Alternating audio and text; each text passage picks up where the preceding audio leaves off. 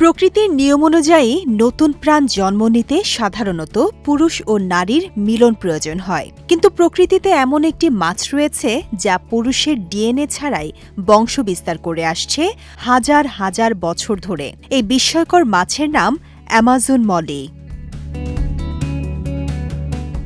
Mexico ও দক্ষিণ টেক্সাসের নদীগুলোতে পাওয়া যায় এই মাছ। সবচেয়ে আশ্চর্যের বিষয় হল অ্যামাজন মলি প্রজাতির সব সদস্যই স্ত্রী মাছ। তাদের নিজস্ব কোনো পুরুষ সদস্য নেই, তবে প্রজননের সময় তারা কাছাকাছি প্রজাতির পুরুষ মাছের শুক্রাণু ব্যবহার করে ডিমের বিকাশ ঘটায়। কিন্তু পুরুষ মাছের বংশগত উপাদান বা ডিএনএ তারা সন্তানের মধ্যে গ্রহণ করে না, ফলে জন্ম নেয়া নতুন মাছও হয় স্ত্রী এবং অনেকটা মায়ের অনুরূপ। এই বিশেষ প্রজনন পদ্ধতিকে বলা হয় গাইনোজেনেসিস।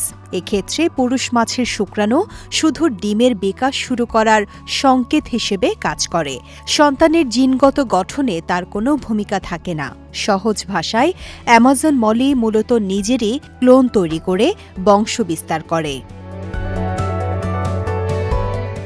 বিজ্ঞানীদের মতে সাধারণ যৌন প্রজননের বড় সুবিধা হল জিনগত বৈচিত্র্য তৈরি হওয়া।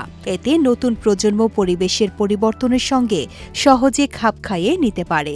কিন্তু ক্লোন ভিত্তিক প্রজননের ক্ষেত্রে এই বৈচিত্র্য কম থাকে, ফলে কোনো প্রজাতির দীর্ঘদিন টিকে থাকা কঠিন হয়ে পড়ে।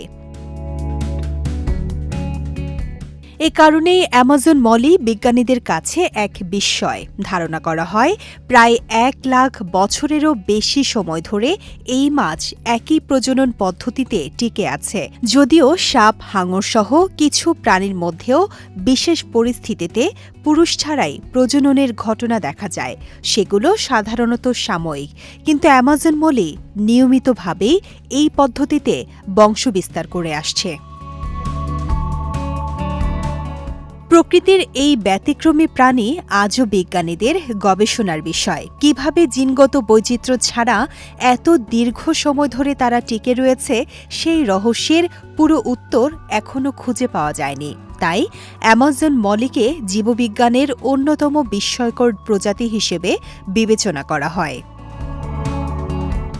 বিজয় টিভি নিউজ ডেস্ক।